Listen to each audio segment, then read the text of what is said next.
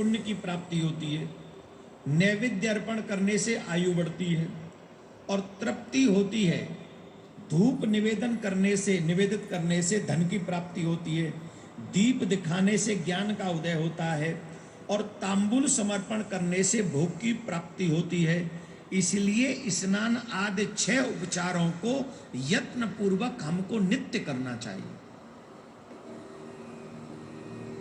पूजा का मतलब क्या है? जिसके माध्यम से तुम्हारी मनोकामना पूर्ण होती हो वही पूजा है। पूजा में क्या किया जाता है? भगवान को अभिषेक किया जाता है, भगवान को नैवेद्य अर्पण किया जाता है, भगवान को दीप दिखाया जाता है, भगवान को धूप दिखाया जाता है, भगवान का अभिषेक किया जाता है, भगवान को दीपक दान दिया जाता है, भोग लगाया जाता। तांबूल माने जो पान जब हमारे ब्राह्मण देवता चढ़वाते हैं, वो एक एक चीज से जो सामग्री भगवान की सेवा में चढ़वाई जाती है उससे तुम्हें कितना क्या फल मिलता है। आयु तुम्हारी बढ़ती है, तृप्ति तुम्हें होती है, धन की प्राप्ति तुम्हें होती है, ज्ञान की प्राप्ति तुम्हें होती है इसी पूजा के माध्यम से। इसलिए पूजा में कभी जल्दबाजी नहीं करनी चाहिए। पूजा जितने आराम से हो सके उतने आराम से समय देकर भगवान की पूजा करनी चाहिए। बोलो राधे राधे।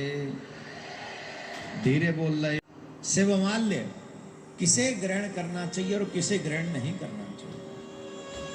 शिव जी का प्रसाद कई कहते हैं। एक जगह पे हम सुन रहे थे, संत महात्मा मजाक करने वाले होते ना, तो आपस में एक दूसरे से बहुत हास्य विनोद करते। तो वृंदावन में एक संत ने दूसरे संत से कहा, बोले महाराज हमने ऐसा सुना है शिवमाल्य ग्रहण नहीं करना चाहिए, शिव जी का प्रसाद ग्रहण नहीं करना चाहिए। जो लोग शिव जी का प्रसाद ग्रहण करते हैं वो अगले जन्म में कुत्ते बनते हैं। तो महाराज हमें शिव प्रसाद ग्रहण करना चाहिए कि नहीं करना चाहिए? कृपा करके बताओ। तो महाराज भी थोड़े विनोदी स्वभाव के थे। उन्होंने कहा, भगवान शिव का प्रसाद लेकर अगर कुत्ते बनते हो तो कुत्ते ही बनना अच्छा है। कम से कम कुत्ते तो बनेंगे। बाकी के हमारे कर्म तो ऐसे है नहीं कि अगले जन्म में मनुष्य बन जाए। पता नहीं अगले जन्म में क्या बनेंगे। कोई कीड़ा बन जाए, कोई कांटा बन जाए, कहीं कोई जीव जंतु बन जाए, चेटी चेटा बन जाए। ये तो कृपा है। और कुत्ते भी बने तो कुत्ते भी तो आजकल भाग्यशाली हैं, है कि नहीं? आजकल कुत्तों के भी भाग्य बदल गए हैं। आजकल बड़े बड़े घरों की बहू बेटियां बेटे कुत्तों को गोद में खिलाते हैं, उसे पकड़ के ले जाते हैं, उसे घुमाने ले जाते हैं। एसी रूम में रहते बन जाएंगे, बड़े घर के बनेंगे, कम से कम गाड़ियों में घूमेंगे जो मनुष्य भी नहीं घूमता। लेकिन ये तो उन्होंने विनोद किया था। आगे हम बताएंगे जब कथा पूर्ण करेंगे शिवमाल्य ग्रहण किन किन लोगों को करना चाहिए और किसको नहीं करना चाहिए, कहां से नहीं कर सकते, ये हम आपको बताएंगे। लेकिन आज का क्रम बड़ा सुंदर है। एक प्रश्न ऋषियों ने कहा, सूत जी विश्वेश्वर संहिता के जो साध्य आपने साधन खंड में नामावली तथा उत्तम कथा हमें सुनाई है, हम लोगों ने सुन लिया। उसका आदि भाग बहुत ही रमणीय तथा शिव भक्तों को भगवान का शिव वात्सल्य प्रदान करने वाला है। बहुत ही अद्भुत है, बहुत ही सुंदर है। में पूजा तो करते हैं पर विश्वास नहीं कर पाते। ये जितने भी पार्थिव शिवलिंग के निर्माण मैंने आपको बताए हैं, अगर आप ईमानदारी से पूरे विश्वास के साथ इनका पूजन करें, इनका स्मरण करें, नियम के साथ पूजन पाठ करें, आपको वो सब मिल जाएगा जो जो मैंने अभी आपको कहा है। बोलो राधे राधे।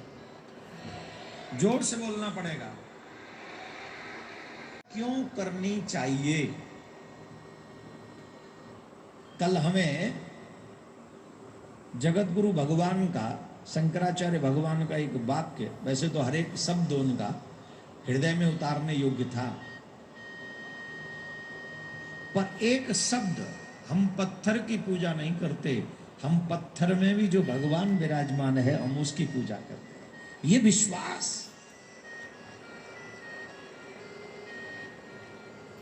ये विश्वास हमें तारता है। आज पूजा करते हैं, आपने देखा होगा घरों में जब शादियां होती है, ढोल वाला 2 घंटे लगा रहता है, घर की देवियां नाच रही हैं सड़क पे। हाँ या ना? जवाब देते जाओ, हाँ या ना। मना करो, बोले नहीं। बड़े बड़े घर की बहू बेटियां सड़क पे नागिन डांस कर रही हैं। बड़े बड़े घर की बेटियां, बहू बेटियां, और बड़े बड़े घर के बेटे भी वही फटी हुई जींस पहन के नाच रहे हैं सड़क पे। अपने आप को बड़े घर का और बोलते हैं। 1 घंटा 2 घंटा 4 घंटा लगा देंगे उसी में, पक्का लगा देंगे। लेकिन जैसे ही पंडित जी की बारी आएगी, पंडित जी से कहेंगे जल्दी करना, पंडित जी थोड़ा जल्दी करना, पूजा थोड़ा जल्दी खत्म करा दो, टाइम नहीं है। बिना नाचे शादी हो सकती है, बिना खाना खाए शादी हो सकती है, बिना तेरे रिश्तेदार आए शादी हो सकती है, बिना होटल का बड़ा बिल चुकाए तेरे शादी हो सकती है, लेकिन पंडित जी के वेद मंत्रों के बिना तेरे घर में सुयोग्य सनातनी शादी नहीं हो सकती। जिनके बिना शादी हो सकती है उनको खूब टाइम, और जिसके बिना शादी नहीं होगी, पंडित जी जरा जल्दी करना। तो वही तो बच्चे भी जल्दी जल्दी कर करके रह के 1-2 महीने निकल, पापा हमारी सेटिंग नहीं बन रही, हम तो जा रहे हैं। अब ले ले पापा, कर ले, क्या करेगा पापा। उस समय तो बड़े बाप का छोरा बन रहा था, बड़े छोरे का बाप बन रहा था, ले ले। अब मैं आप सभी सनातनियों से प्रार्थना करूंगा, चाहे बारात में कम नाचो, चाहे बारात में कम खाना खाओ, चाहे किसी छोटे होटल में नहीं किसी मंदिर में शादी कर लो, लेकिन पंडित जी को कहो कि महाराज पूरे विधान से शादी करवाना। और इस शादी का मतलब क्या है ये हमारे बच्चों को बताना, बेटी को बताना, बेटे को बताना कि शादी सिर्फ भोग का विषय नहीं, शादी संसार में संतति को लाने के लिए है। इस संसार का सबसे सुंदर आश्रम है गृहस्थ आश्रम, उसमें ये प्रवेश कर रहे, इसका महत्व इनको समझाना। ये हर माँ बाप को अपने शादी पढ़ाने वाले पंडित जी से प्रार्थना करनी चाहिए। बोलो राधे राधे। उन लोगों को 1500 पार्थिव शिवलिंग का निर्माण करना चाहिए,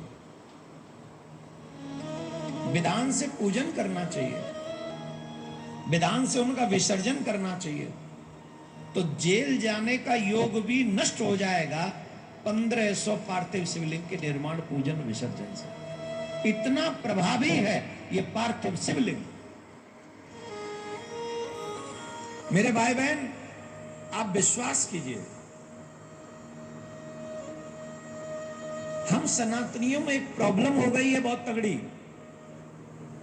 हम पूजा भी करते और भरोसा भी नहीं करते भगवान पे।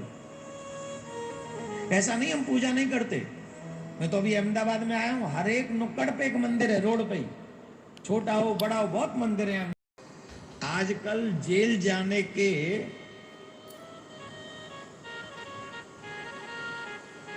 भय भी मन में बना रहता है लोगों के, उल्टा सीधा काम करते हैं। कई बार कुंडली में भी जेल योग लिख जाता है कि भाई तेरे ये कुंडली में तो जेल योग है। इसीलिए कई बार जब ग्रह नक्षत्र कुछ खराब होते हैं तो ब्राह्मण देवता कहते हैं कि भैया जेल की रोटी मंगा के खा लो, तो बंधन जो भाग्य में होगी जेल की रोटी वो यहीं खा लोगे तो सब मिट जाएगा।